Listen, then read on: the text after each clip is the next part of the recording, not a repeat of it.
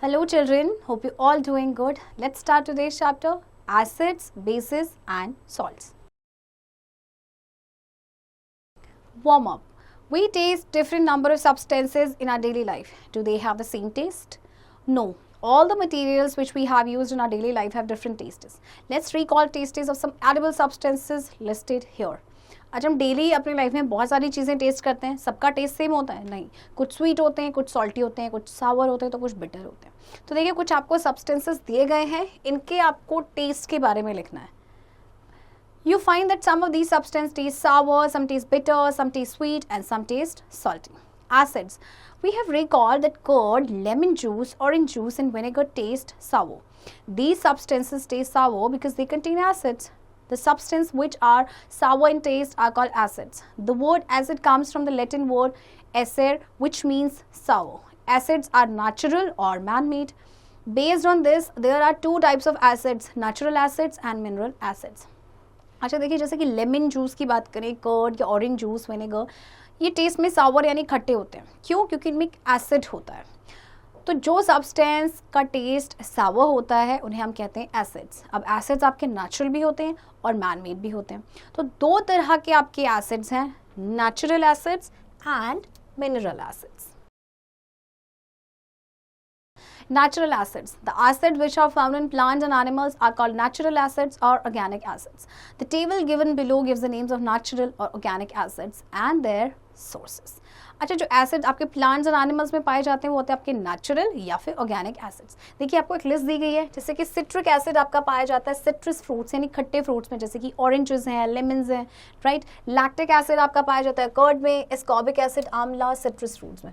इस तरह से आपको देखिए टोटल 10 एसिड्स के नेम दिए गए हैं और किस फूड में ये पाए जाते हैं. The natural or organic acids are weak acids. The dilute solutions of weak acids, that is natural acids mixed with water to dilute them, are quite safe to consume. Many food like pickle and tomato ketchup contain acetic acid in the form of vinegar. Vinegar preserves fruits and vegetables. Baking powder used in making cakes and biscuits contain tartaric acid.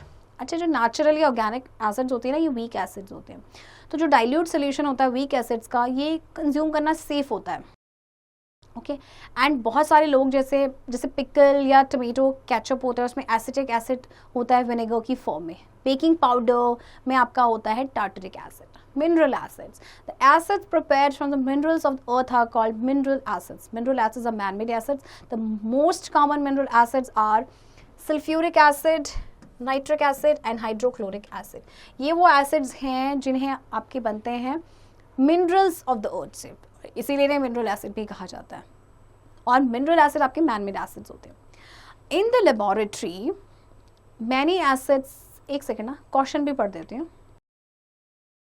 Caution: mineral acids are very dangerous. They are highly corrosive in nature. These acids can cause severe burns on the skin. These acids should be handled with great care. They should never be handled with bare hands or tasted. अच्छा, जो mineral acids होते हैं ना, वो काफ़ी dangerous होते हैं और कॉरोसिव भी होते हैं. तो ये एसिड की वजह से ना सीवियर बर्न भी हो जाता है स्किन में. तो इन एसिड्स को ग्रेट केयर के साथ हैंडल करना चाहिए. इनको कभी भी बेयर हैंड से ना तो आपको टच करना चाहिए, ना ही उसको टेस्ट करना चाहिए. In the laboratory, mineral acids are generally mixed with water to dilute them. अब लैब में क्या करते हैं, मिनरल एसिड को डाइल्यूट करने के लिए उसमें वाटर मिक्स किया जाता है. Such mineral acids are called dilute acids. For example, mineral acid, say sulfuric acid, available in the market is concentrated sulfuric acid. In the laboratory, concentrated sulfuric acid is mixed with large quantity of water to get dilute sulfuric acid. Dilute acids are less harmful to us as compared to concentrated acids. अच्छा, जैसे sulphuric acid की हम बात करें, mineral acid है, market में आपका एक कॉन्सेंट्रेटेड फॉर्म में मिलता है और लैब में इस कॉन्सेंट्रेटेड सल्फ्यूरिक एसिड को डाइल्यूट कर दिया जाता है, उसमें बहुत सारा पानी का अमाउंट मिला के. अब जो डाइल्यूट एसिड होते हैं ये लेस हार्मफुल होते हैं comparatively concentrated acids. Bases: if we take some baking soda and taste it, it doesn't have sour taste. Therefore, it cannot be an acid. It has a bitter taste. If we rub a solution of baking soda between our fingers, it feels soapy to touch or slippery to touch. The substances which are bitter in taste and feel soapy on touching are known as bases. The nature of such substances is said to be basic. Table given below gives the name of some common bases and the substances in which they are found in a small amount. अच्छा, जैसे baking soda आप उसे test करेंगे तो वो सावर नहीं होगा, बल्कि ये आपका कड़वा होगा, बिटर टेस्ट। और जब उसको आप रब करेंगे ऐसे फिंगर्स के बीच में तो आपको लगेगा जैसे स्लिपरी है या सोपी टू टच है। तो जो सब्सटेंस बिटर होते हैं टेस्ट में एंड दे फील सोपी टू टच, उन्हें हम कहते हैं बेसिस। यानी कि जो नेचर होता है ऐसे सब्सटेंस का वो बेसिक होता है। अच्छा, आपको एक टेबल दी गई है, इसमें दिए गए आपको base. Number 1 is sodium hydroxide, इसके सोर्सेज हैं soap, paper, textile, medicine. Next is potassium hydroxide, इसके सोर्सेज हैं लिक्विड सोप्स। सो ये आपको 8 तरह के आपको बेस के नेम दिए गए हैं। Neutral substances, those substances which are neither acidic nor basic in nature are called neutral substance. Pure water or distilled water, glucose, urea, sugar, salt, cane sugar are some of the neutral substances. अच्छा, अब वो substances जो ना तो acidic है ना ही basic है, तो वो क्या होंगे? वो होंगे आपके neutral substance. For example, all these are neutral substance. Indicators. The presence of acid or base is tested using certain specific materials such as litmus paper.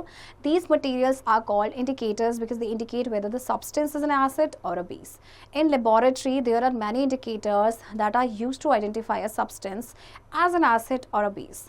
These indicators include, अच्छा देखिए, एसिड या बेस किसी भी चीज़ में present है तो उनको test करने के लिए कुछ स्पेसिफिक मटेरियल की ज़रूरत होती है, जैसे कि लिटमस पेपर। तो ये जो मटेरियल्स होते हैं जो एसिड या बेस को चेक करते हैं, टेस्ट करते हैं, उन्हें हम कहते हैं इंडिकेटर्स, क्योंकि ये इंडिकेट करते हैं कि कोई भी सब्सटेंस एसिड है या फिर बेस है। लेबोरेटरी में बहुत सारे आपके इंडिकेटर्स हैं, ओके, जो कि आपके एसिड और बेस को आइडेंटिफाई करते हैं। इनमें आपके कौन कौन से इंडिकेटर्स इंक्लूड है? Litmus paper. The most commonly used indicator is litmus. It is extract from lichens. There are two types of litmus paper, the red and blue. The blue litmus paper is turned into red in presence of an acid and the red litmus paper turns blue in presence of a base. Most commonly used जो आपका indicator है वो है litmus, जो lichen से extract किया जाता है। अब 2 तरह के लिटमस हैं, red litmus paper and blue litmus paper. जो ब्लू लिटमस पेपर है वो रेड में टर्न हो जाता है एसिड की प्रेजेंस में, और जो रेड लिटमस पेपर है वो ब्लू में टर्न हो जाता है बेस की प्रेजेंस में। Activity 1. To identify a given solution as acid or base using indicators. Take a set of 5 test tubes, put 10 ml of vinegar, lemon juice, baking soda, lime water and washing soda. Label them A to E. Add the indicators, observe and record the change in the table given below. अच्छा, आपको कुछ substance दे रखे हैं, 5 test tubes लेनी है, okay, आपको ये सारे मटेरियल लेना है और उसके बाद चेक करना है, राइट, कि आपका रेड लिटमस पेपर में क्या इफेक्ट होगा, ब्लू लिटमस पेपर पे क्या इफेक्ट होगा, और उसके बाद आप बताएंगे कि whether the material is acidic और basic. Turmeric. Turmeric is used in the kitchen as a food ingredient which is a natural indicator. It is yellow in acidic and neutral medium and reddish brown in basic medium. और turmeric जो आपके घरों में kitchen में use होता है, ये आपका येलो होता है एसिडिक में और न्यूट्रल मीडियम में, और रेडिश ब्राउन होता है आपका बेसिक मीडियम में। Activity 2. Take a tablespoon of turmeric powder, add a little water and make a paste. Now deposit this paste on a paper and drying it. Cut thin strips of the yellow paper obtained. Your turmeric indicator is ready to use. Now test the solution listed in the table. आपने एक table spoon लेना turmeric powder का, इसमें थोड़ा सा water डालेंगे और paste बनाएंगे। फिर आपने इस पेस्ट को पेपर पर डिपॉजिट करना है और उसे ड्राई कर देना। अब इसकी थिन स्ट्रिप्स आपने काटने येलो पेपर की। अब आपका जो टर्मरिक इंडिकेटर है वो आपका रेडी है। अब हम कुछ सोल्यूशन आपको दिए गए हैं, उनको टेस्ट कर सकते हैं। जैसे कि देखिए, आपको ये सारे दिए गए हैं, इनको आप सारे सब्सटेंस को टेस्ट करेंगे और फिर बताएंगे whether the substance is acidic or basic. China rose indicator. China rose indicator is a natural indicator. It is prepared from pink petals of China rose flower. We use China rose to make litmus paper by rubbing it with it on white paper or takes its juice and filter it and used as an indicator. China rose indicator is blue color with base solutions like lime water and red with acids like curd. China rose indicator आपका natural indicator है। इसको बनाया जाता है, इसकी जो pink petals होती हैं, चाइना रोज़ की जो पिंक पेटल्स होती हैं उसके से बनाया जाता है। तो हम क्या करते हैं कि चाइना रोज़ को यूज़ करते हैं लिटमस पेपर बनाने के लिए bye rubbing it on white paper, और इसका जूस निकालते हैं, फिल्टर करते हैं और फिर एज ए इंडिकेटर से यूज़ किया जाता है। China rose indicator blue colour देता है बेसिक सोल्यूशन में जैसे कि लाइम वाटर, और रेड कलर देता है विद एसिड्स जैसे कि curd. Activity 3, collect some china rose, gudhal, petals and place them in a beaker, add some warm water. Keep the mixture for some time till water becomes colored. Your china rose indicators is ready to use. अच्छा, आपको क्या करना है, China rose जैसे गुड़हल भी बोला जाता है, उसकी पेटल्स लेनी है, बीकर में रखना है, सम वार्म वाटर डालना है, कुछ टाइम के लिए इस मिक्सचर को आप छोड़ देंगे जब तक कि पानी आपका कलर ना हो जाएगा, और उसके बाद आपका चाइना रोज इंडिकेटर रेडी है. Now test the following solution given in the table. अब आपको इनका ये जो आपको दिए गए हैं टेस्ट सोल्यूशन, इनको चेक करना है. इनिशियल कलर क्या था और इनका फाइनल कलर क्या है. Demonstration. The teacher is requested to get the following dilute chemicals from his or her school laboratory or from a nearby school: hydrochloric acid, sulfuric acid, nitric acid, acetic acid, sodium hydroxide, ammonium hydroxide, calcium hydroxide. Phenolphthalein man-made indicator. Phenolphthalein is an organic dye. Phenolphthalein indicator is prepared by dissolving the phenolphthalein dye in alcohol. Its solution is colorless. Basic solutions like baking soda solution, shampoo solution, etc. change colorless phenolphthalein solution into deep pink color. Colorless phenolphthalein solution remains colorless when acidic or neutral solutions are added. अब फिनॉल्फथलीन आपका एक organic die है, इसको prepare किया जाता है जब फिनॉल्फथलीन die को अल्कोहल में डिसॉल्व किया जाता है. ये जो सोल्यूशन बनता है ये कलरलेस होता है. तो बेसिक सोल्यूशन होते हैं आपके, वो कलरलेस फिनॉल्फथलीन को चेंज कर देते हैं डीप पिंक कलर में, और जबकि आपका जो कलरलेस फिनॉल्फथलीन होता है वो कलरलेस ही रहता है जब ये कोई भी एसिडिक या न्यूट्रल सोल्यूशन को ऐड किया जाता है. Activity 4. This activity should be demonstrated by the teacher in class. Fill 1/4 of a test tube with dilute hydrochloric acid. Note down its color. Note down the color of phenolphthalein solution also. Phenolphthalein used as an indicator. Now shake the test tube gently. Do you observe any change in color of the acid? Add to the acidic solution a drop of sodium hydroxide solution by a dropper. Stir the tube gently. Is there any change in color of the solution? Continue adding the sodium hydroxide solution drop by drop while stirring till the pink color just appears. Now add one more drop of dilute hydrochloric acid. What do you observe? The solution again becomes colorless. Again, drop one drop of sodium hydroxide solution. The solution again becomes pink in color. This is evident that when solution is basic, it gives pink color, but when solution is acidic, it remains colorless. अच्छा, ये जो activity है ये आपकी teacher ही demonstrate करेंगी class में. Test tube को fill करना है 1/4 डाइल्यूट हाइड्रोक्लोरिक एसिड से. अब आपको कलर को नोट करना है कि क्या कलर है इसका. फिर आप क्या करेंगे, आपने फिनॉल्फथलीन का जो कलर है वो भी नोट करना है. फिनॉल्फथलीन को यूज़ करना है एज ए इंडिकेटर. अब आपने टेस्ट ट्यूब को जेंटली शेक करना है. अब आपने देखना है कि कलर में क्या चेंज हुआ. अब आपने क्या करना है, इस एसिडिक सोल्यूशन में एक ड्रॉप डालनी है सोडियम हाइड्रोक्साइड सोल्यूशन की by the help of dropper. फिर ट्यूब को जेंटली स्टर करना है. क्या कोई चेंज आया सोल्यूशन में? फिर आप कंटिन्यू जो है करेंगे, सोडियम हाइड्रोक्साइड सोल्यूशन को उसमें डालेंगे ड्रॉप बाय ड्रॉप, और तब तक स्टर करेंगे जब तक कि आपका पिंक कलर आपका अपीयर ना हो. अब इसमें आपने वन मोर ड्रॉप डालनी है डाइल्यूट हाइड्रोक्लोरिक एसिड की. अब आप क्या ऑब्जर्व करेंगे, जो सोल्यूशन है वो फिर से कलरलेस हो गया क्योंकि अब आपने उसमें एसिड डाल दिया. फिर से आप सोडियम हाइड्रोक्साइड की सोल्यूशन की ड्रॉप डालेंगे तो सोल्यूशन फिर से पिंक हो जाएगा कलर. तो ये क्या शो करता है कि जब सोल्यूशन बेसिक है तो ये पिंक कलर देगा, और जब सोल्यूशन एसिडिक है तो वो कलरलेस ही रहेगा. Neutralization reaction. An acid reacts vigorously with a base to form salt and water. This reaction is called neutralization reaction because both salt and water formed after the reaction are neutral, that is neither acidic nor basic. When lime water reacts with dilute hydrochloric acid, it forms calcium chloride as salt and water. देखिए, acid जो है वो base के साथ vigorously react करके बनाता है salt and water. तो इस रिएक्शन को कहा जाता है न्यूट्रलाइजेशन रिएक्शन, क्योंकि जो आपके सॉल्ट एंड वाटर बनते हैं ना रिएक्शन के बाद, वो आपके न्यूट्रल होते हैं, यानी कि ना तो वो एसिडिक होते हैं ना ही बेसिक होते हैं. तो देखिए, acid plus base gives salt plus water. Neutralisation in everyday life. Indigestion. Indigestion is just another name for an upset stomach. Indigestion usually happens when people eat too much. A stomach contains hydrochloric acid.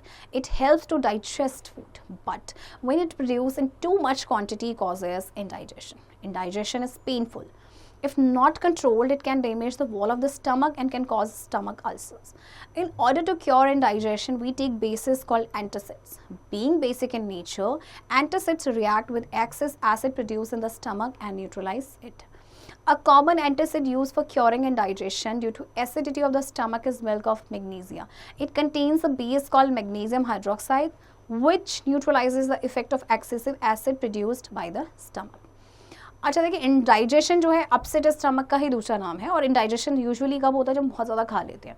हमारे stomach में hydrochloric acid होता है, ये food को digest करने में help करता है, लेकिन ये जब बहुत ज़्यादा एसिड प्रोड्यूस कर लेता है तो उसकी वजह से इंडाइजेशन हो जाता है. इंडाइजेशन पेनफुल होता है अगर इसको कंट्रोल नहीं किया जाए तो, है ना, और ये स्टमक की वॉल को डैमेज कर सकता है, जिसकी वजह से स्टमक अल्सर होने के चांसेस रहते हैं. तो इंडाइजेशन को क्योर करने के लिए हमें बेस लेना पड़ता है, जिन्हें हम कहते हैं एंटासिड्स. तो बेसिक इनका नेचर होता है, तो एंटासिड जो हैं वो एक्सेस एसिड के साथ रिएक्ट करते हैं और फिर उसे न्यूट्रलाइज कर देते हैं. कॉमन एंटासिड जिसे हम यूज़ करते हैं जब एसिडिटी हो जाती है वो है आपका मिल्क ऑफ मैग्नीशिया. इसमें एक बेस होता है मैग्नीशियम हाइड्रोक्साइड, जो आपके जो एक्सेस एसिड जो प्रोड्यूस हुआ है उसके इफेक्ट को न्यूट्रलाइज करता है. Ants and bees sting. The stings of ants and bees contain formic acid. When these insects sting or bite a person, they inject formic acid into the skin of the person, which causes painful burning and swelling. The effect of the stings can be neutralized by rubbing a mild base like baking soda, sodium hydrogen carbonate or calamine solution, zinc carbonate on the stung area of the skin. देखिए, जब कभी aunt या B काट लेती है ना, तो उनके स्टिंग में एक फॉर्मिक एसिड होता है.